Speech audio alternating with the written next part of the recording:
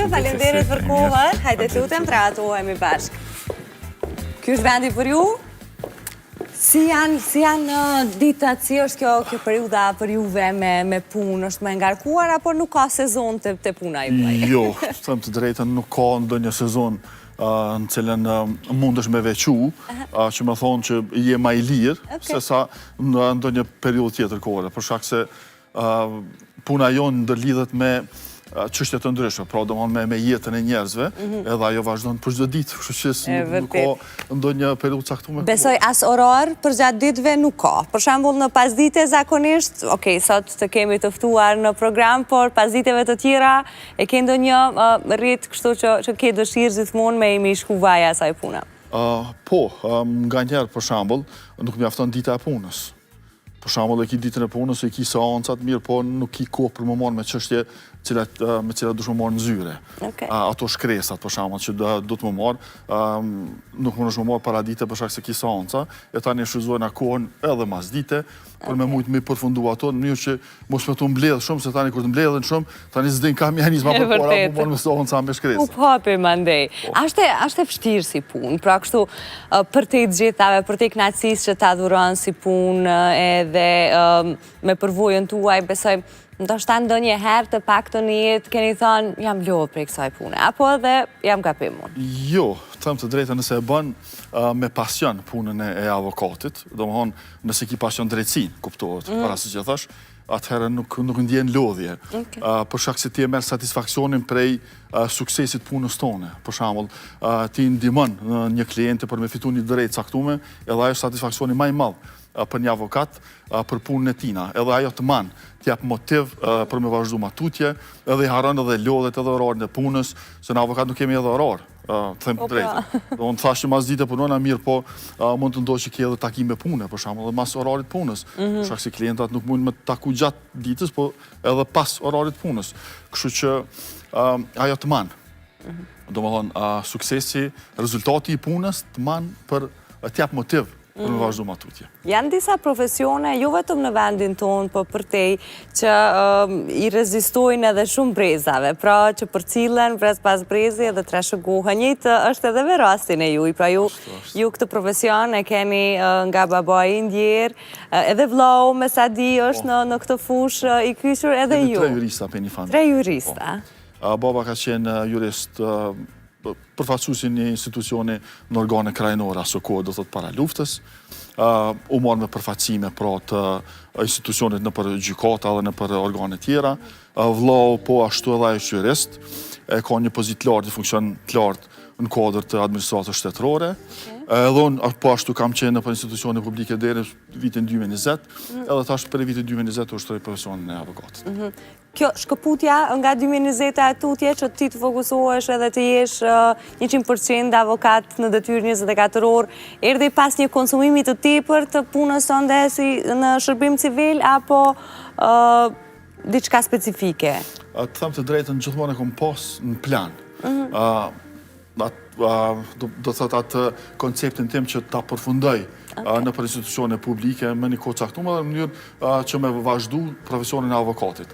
Thashtë rrethonat kanë njerë ti diktojnë domethënë ato planet, ti prishin planet cilat ti ke pas, për shkak se unë kam qenë i emëruar si drejtor i përgjithshëm i Autoritetit të Aviacionit Civil në vitin 2019, me një mandat 5 vjeçar, cilën do duhet ta përfundoja në vitin 2024, por jashtë që për shkak të rrethonave e përfundova në vitin 2020 nga ish qeveria Kurti, edhe të them të drejtën më kanë bo mirë për shkak se ju më dalë në profesion të avokatit qysh atëherë. Pra, për herë të parë, po dëgjoj diko që është kaq i qetë me largimin. Puna, do të thotë përgjegjësia publike të konsuman. Do të thotë është diçka shumë e rëndë, për shkak se përveç përgjegjësisë cilën ti e ke ndaj institucionit, ki edhe përgjegjësi të madhe, do të thotë edhe në kuptimin edhe njerëzve tjerë, për shembull, je shkputur prej familjes, je shkputur prej shoqënisë, prej njerëzve tjerë, për shkak se nuk i kohë të lirë. Nuk i kohë të lirë fare, dhe që ajo të bën ty mu konsumu edhe para kohe, mirë po rezultatit që ti të dënë me arrit për një institucion caktuar, do për një funksion me përgjegjësi publike, ajo që të manë, mirë po nuk mund të gjatë. do të thotë për me mbajt, për shkak se edhe konsumosh, edhe e zarosh. Jo pa arsye, për shembull, presidenta vjau kufizojnë mandatin vetëm në 2. Sepse kaq konsiderohet që mund të mbaj në gjithë dinamikën që ka. Nëse je që punon diçka, do për një institucion, 2 mandate të mjaftojnë. Mjaftojnë, Po që se si edhe 4 dhe 5 më në shmimajt, po... Okej. Prandaj ti ke zgjedhur avokaturën që ti është gjithë jetën, cilat janë 3 karakteristikat kryesore sipas teje që ti është një avokat i mirë? Pra si e dallon, nëse e shen nga këta avokatët të rinj, ose dhe gjeneratat e reja që kanë synimet të tilla, çka vlerëson? Cilat janë 3 tiparet? Kështu, do të përveç pasionit për drejtësi. Pasionit për drejtësi duhet të shtyj një person edhe për më marrë me drejtësi, me kry fakultetin edhe do të për me vazhdu matutje. Por një avokat të mirë e bën artikulimi, do të thështë artikulimi i argumenteve për një çështje caktuar, po edhe mënyra të shkruarit. Për shkak se avokati edhe do të me fol, edhe do të me shkru. Pa qëto 2 karakteristika, nuk mundesh me konë avokat i mirë, përveç pasionin për drejtësi, kuptohet. Okej. Dhe duke qenë se kemi dëgjuar shpesh herë edhe rrëfime të avokatëve të tjerë, nganjëherë gjendeni në situata ku edhe përpos lodhjes edhe për kushtimit tuaj ballafaqoheni edhe me kërcënime, ndoshta edhe shantazhe, ku e di unë, personalisht me aq sa ti të lejohet nëse nuk ke diçka të hapur si proces, atë pjesë e diti më mirë, je ballafaqur ndonjëherë me këtë, pra ja ke pa sherin në thonjza kësaj pune? Jo, asnjëherë. Kretë në varet do thotë qysh qasja ndaj klientit. Po, për them nga natyra e rasteve, gjithmonë është një palë tjetër që mendon ndryshe prej jush. Po, mirë po, standardet e profesionit që nuk ta lejojnë për me te kalu për të shmërit cilat i ka klienti për një rezultat të caktuar. Apo kupton, do thotë, nuk mësh me dalë për te që aty në standardet cilat ty t'i lejon profesioni. Edhe gjyqtar me konë se nuk mënesh, do thotë për te që aty në standardet për me dalë. Edhe nëse i përmbash ty në standardeve, nuk mënesh me pas probleme. Unë për vete kum punu dhe si përmbarus privat. 2 vjet kam qenë përmbarus privat, e kam pas zyrën Ferizaj, kur asnjëherë as probleme ma të vogël nuk e kom pasur me njerëz. Kanë ardhur njerëz e frustruar, do thotë. Çuditërisht, se sidomos përmbarusit i kanë kështu. Sidomos po flas për vitin 2017.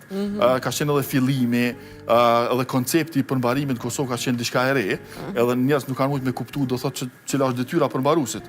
Se në fakt përmbarusi ka detyrën e gjyqtarit. Gjyqtari i procedurës përmbarimore përpara që ka qenë, tash është përmbarus. Mirë po ja patentonat pra parsesën privat, edhe ajo keni varroj keq kuptimit e njerëz, thoshin përmbarusi privat ma ka bllokuar më llogarinë. A vjen? Po. Tuja se ti je një qytetar që derisa e kupton që përmbarusi nuk ka privat, po është përmbarusi emëruar për ministrin e drejtësisë për mi ushtru disa përgjegjësi publike, cilat ja beson ligji. Fatikisht ose gjyqtar. Edhe tani e pranojshin faktin, për shkak se nëse ti nuk e bllokon llogarinë se përmbarusi tjetër ja bllokon. Edhe e din që nuk s'ka çare pa e pagu për shembull çfarë të bërë cilin e ka. Edhe s'mundesh me pas probleme. Si ndihet një avokat kur humb një rast? Varet. Tregoj sinqert, a? Po, që po tregoj, shumë në njërë sinqert. Nëse humbja një rasti, ndodhë për shkak se si në vendosit që ati rasti, do të qaj vendim, ti e sheh që nuk është seni i zi, po do të është seni i bardh, edhe është interpretu, do të thotë si diçka që nuk e lejon ligji, mirë po prap se prap, ta shumë shpesh e them se na jemi të jetu në një shtet ku ka drejtësi tranzicionale, do thotë jemi në tranzicion. Edhe mund të ndodhë që jo të gjithë janë profesionistat cilat ju ushtrojnë profesionet e tyre. Edhe mund ndodhin edhe gabimet të tilla, për shembull. Mirë po prap se prap sistemi gjyqësor i ka 2-3 instanca, dhe nëse hupën instancën e parë, instanca e dytë, ta e edhe e treta, kështu me radhë. Deri tek një verdikt final, kështu që. Dikun do të me pas drejtësi. Diku po, kërkohet. Nëse, për shembull, nëse çështja është e pastërt sa i përket ligjit. Nëse ki mbështetje në ligj, atëherë je në rregull. Në gjithë dinamikën kur flasim për profesionet të tilla si të avokatit, plus të tjera që janë fisnike në fakt, çdo profesion është, por këto që kanë një dinamik më të madhe dhe kërkojnë një angazhim pa orare si këto që e folëm. Me njerë shtrohet pyetja, po Si është pra një ditë kur ti nuk mirësh fare me avokatin? Apo ky është një defekt profesional që çështja e të qenurit i drejtë ty të del natyrshëm edhe në diskutime me miqt, me familjen, që gjithmonë me rolin e atij që do të bëj këtë baraspeshimin e të vërtetës. Kur nuk e kam përzi profesionin me shoqëni, do thotë me familje edhe ose me biseda private. Nëse më pyet dikush diçka, po, me ju drejtu. Mirë po, jo kështu me përzi ose me marrë roli më që kjo është e drejtë, që kjo është e drejtë. Se është, du të me respektu mendimin e secilit. E dita si është kështu, si zhvillon një ditë kur nuk e punë, nuk e angazhim profesional?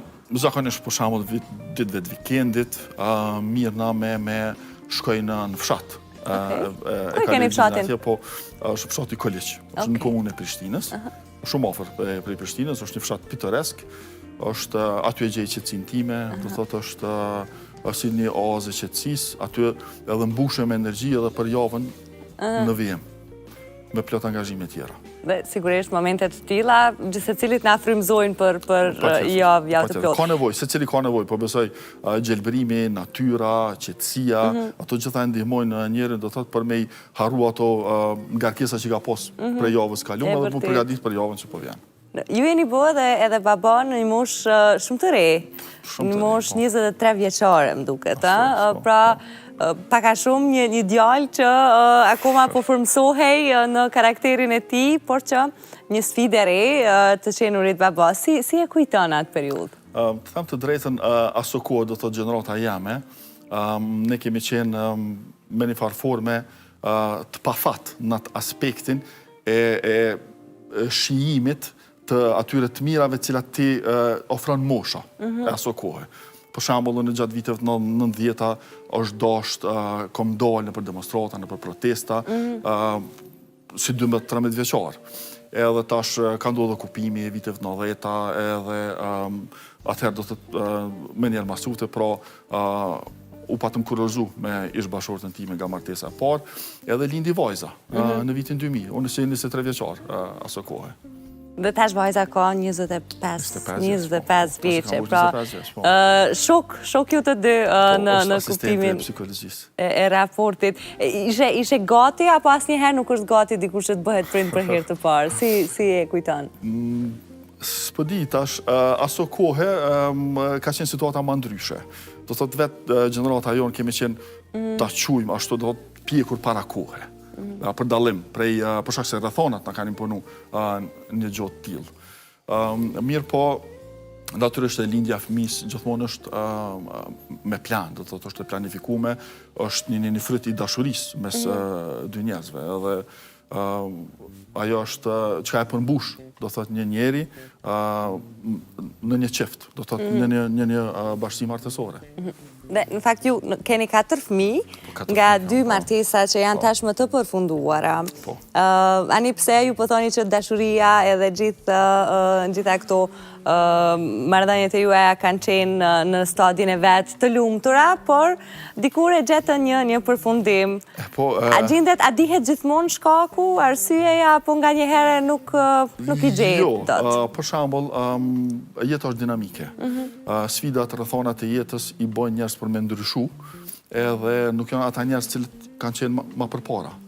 Edhe prej një përshtatje cilën ti e ke pas me një kohë caktuar, me një moment caktuar, vjen deri te një pozitë e cila nuk ka më përshtatje, edhe e sheh që është më mirë. Kush ndryshon zakonisht, ose në këtë rast ndryshuat ju apo të dyja palët i bie?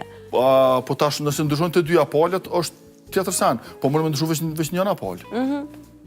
Për shembull për vallëzim në vitin 2. Për tango, ose ashtu. Edhe tash nëse njëna palë nuk e përsjell tjetrën, do të thotë aty vazhdimisht do të ka mos përputhje, mos përshtatje, ka probleme, edhe tani detyrimisht vjen deri te fatikisht nëse ti e rezonon që është më mirë mos me konë me një person se sa me konë, atëherë çajo fundi. I ke kalu vështirë, më vjen të të pyes nga kuptimi që ani pse janë vendime të marra nga njerëz të pjekur e gjithçka, por megjithatë të qenurit prind lën gjithmonë atë hapësirën e komunikimit njerëzor me njëri tjetrin. Të paktën duhet të ishte sepse kemi edhe raste që nuk e bëjnë. martesa mund të përfundoj, por nuk mund të përfundoj ato pasuat cilat i ka sjell martesa. E pasuat cilat i sjell martesa janë fëmijët. Nëse ka fëmijë, kuptohet. Thot ti mundesh mos u përshtat me një njeri, mirë po prap se prap detyrimisht ty të duhet mu ballafaqu me atë njeri derisa ti je gjallë për shkak se janë fëmijë cilat janë mesin e dy personave. Edhe ajo të bën ty me konë ma tolerant, do të thotë edhe ma i emancipuar dhe civilizuar dhe me pranu si fakt ndarjen, edhe me ecë përpara, secili rrugës vet. Në shoqërinë tonë kjo, ndoshta jo viteve të fundit, po viteve më përpara, është pranu lehtë apo gjithmonë është gjyku? A i ke ndjerë nga presioni familjar ose nga ana e shoqërore këtë? Po, e di ato stereotipet cilë thonë që kush o fajtori, mirë po, mjafton vetëm mos me pas harmoni mes veti. Mos me pas lumturi, familja, mos me pas do të të shtëpia, mos me qenë lumtur edhe për me nda rrugët. Unë që ashtu e rezonaj. Si janë fëmijët sot? Pra falim për vajzën e madhe 25 vjeç, ata janë tashmë të rritur, nuk e di i vogli sa vjeç është? I vogli është 6 vjetë. 6, okej. Në fakt, Ana është ma e vogla, vajza. Vajza ma e vogla. Si vjetin bush 6. Qysh ja bën me i taku ata edhe me shpenzu kohën, a duket e mjaftueshme, apo asnjëherë s'është e mjaftueshme? Po, në fakt, këta të mlajt kanë ma pak nevoj. Do të thotë për shkak se janë tashmë të rritur edhe secili ka jetën e vet. Nisa vajza i ka 25 vjet edhe tash edhe punon si asistente psikologjisë. Arisi është në studime për teknologji informative. Beni dhe Ana, Beni është në klasë të parë, është në shkollë fillore, e Ana është në parashkollor. Me këta të vegjit ka nevoj për ma shumë kohë me pas me ta. I takoj rrallë, do të të njëherë në 2 javët, edhe po shpresoj që me kalimin e kohës do t'i takoj edhe ma shpes. Base për shkak të procedurave, po qashtu. Për shkak se jemi në proces të divorcit. E kuptoj. Dhe sigurisht njëherë në 2 javë nuk duket kohë e mjaftueshme. Aq më pak kur i përkthen ato në orë. Mërzitesh? Natyrisht se po, mirë po, duhet pas durim, do thot, për mi te kalu sfidat, mi te kalu situatat. Mu jeta më kam mësu që mi te kalu sfidat jetësore cilat i kom pas gjatë jetës time, vetëm me durim, me pritje edhe me punë. Do thot, duhet me punu për me arrit një rezultat, një qëllim të caktum. Edhe tash, nuk është vëq me nejt, vëq me prit. Kështë kanë gjohë më shumë, pra? Kur i sheh, ani pse 2 më të veç, letë ndështë akoma janë në formim e sipër, po kur i sheh, kujt i thua krejcioni? Unë po besoj që në bazë, më sigurisht keni pa dhe fotografit në Facebook, djali i vogël që është Beni, ai më ngjan më shumti, do të për ka pamja e jashtme. Ashtu kam qenë edhe si fëmijë, unë në moshë tina, po do thotë i ka shumicën e vijave, do thotë pamjen e jashtme time i ka djali Beni. Tash për karakter tina nuk e di, se është ende i vogël, është s'dije, do thotë. Mbetet me u pa, po uroj që të bëhem fëmijë të mbar. Po, Beni është. Uroj që të bëhem fëmijë të mbar edhe t'ju bujnë krenar. Po, fakti që ju keni 2 martesa të përfunduara, nuk besoj që ta ketë heq këtë idenë për një dashuri të vërtet, ose shijimin e një marrëdhënie të re, apo natyrisht se po, do të thotë jeta vazhdon. Është diçka pa parashikueshme. Nuk mundesh me thonë kur ose gjithmonë. Nëse thot dikush kur ose gjithmonë, do thotë ai ka probleme me realitetin. Për shkak se jeta është dinamike, edhe nëse ti thu kur, ekziston një mundësi e vogël që bashkë në qatë kurën me ndodhë diçka, që me ta thy qatë bindje tone, ose nëse thu gjithmonë. Nuk mundesh me thonë. Kështu që jetës nuk i dihet, mirë po definitivisht njeri ka nevoj për dashni, ka nevoj për afërsi, ka nevoj për komunikim, ka nevoj për një njeri cilën e kuptan, mas miri do të edhe të kuptan. Edhe mundesh me qu kohën me to, pavarësisht moshës. Ka raste për shembull kur edhe në për shtëpia të pleqjve ndodhen martesa. Me siguri që e keni dëgjuar edhe ju. Do thotë edhe pas përfundimit gjitha atyre etapave të jetës e gjejnë. E pra, dashuria s'ka mosh, jo më këtë që thonë kështu. Absolutisht. Kthehemi edhe një herë pak të të marr edhe 2-3 mendime nga ana profesionale, me qenë se të kam këtu, edhe pak të përgjithshme, nuk po Për këshilla, apo? Po këshilla, edhe mendime tuaja profesionale nga përvoja, ose edhe të qenurit prind, një djalë i rritur i edukuar, duke punu gjithë jetën në kryeqytet, duke njoft mirë edhe rrethanat. Jemi dëshmitar të shumë fenomeneve shqetësuese në vendin tonë. Besoj edhe për ty, ashtu si për të gjithë, 3 nga të parat janë edukimi i të rinjëve, vrasja e grave numrat të tjerë të cilët nuk po dua të listoj të mire me këto të dyjat. Qa është mendimi ju i për këto çështje të shoqërisë tonë? Pra ku e kemi gabimin? Ku duhet të shikojmë me përmirësu? Sepse ndoshta jemi duke kërku gabim diku. Edukimi fillon qysh në qerdhe. Prej kopshtit, pra prej qerdhes, fillon edukimin e njerit. Deri sa të arrin moshën madhore, bile edhe për të moshës madhore. Për vlerat, edhe moralin, do të thotë për integritetin, edhe për ato dukurit e dobishme të shoqërisë. Për që në mënyrë që secili njeri, secili individ më bo një qytetar i ndershëm, i dobishëm i shoqërisë. Nëse punohet me të rit, do të thotë prej kësaj moshe, prej kopshtit, atëherë unë besoj se është vështirë që të devijon dikush. Gjithmonë ka përjashtime, mirë po në shumicën e rasteve do thotë duhet të jetë ai zinxhiri, do thotë është edukimi, pra shkolla, familja dhe shoqëria. Ai trekonçi që e bën e formson një njeri. Nëse një hall prej këtyre 3 institucione, do thotë familja, kopshti dhe shoqëria çalojnë ose nuk përputhen njëra me tjetrën, ekziston mundësia për me deviju një person i caktuar. Do thotë nëse ka edukimin e mirë, edhe e merr edukatën e mirë nga familja, po edhe shoqënia nuk e ka e cila mundet me deviju, atëherë unë nuk besoj që ka gjasa për me deviju dikush, do thotë një i ri ose e re. Edhe sa i përket fenomenit tjetër që e përmend, do thotë vrasjes grave, edhe kjo ka të bëj, do thotë qysh me shkollën me fazën e edukimit. Prej kopshtit, do thotë duhet mu eduku fëmijët, do thotë edhe djemt, edhe vajzat në barabarsinë e tyre. Edhe në mos zgjidhjen e problemeve me dhunë ose me imponim. Nuk ka imponim. Nuk mund me imponu kërkujna ti për shembull që gjithçysh duhet me nejt me qit person se është thojnë kështu shoqënia ose diçka ose botë ose najsan. Edhe është gjë normale mundani person. Ke përfaqësu besoj për gjatë punës viktima të dhunës?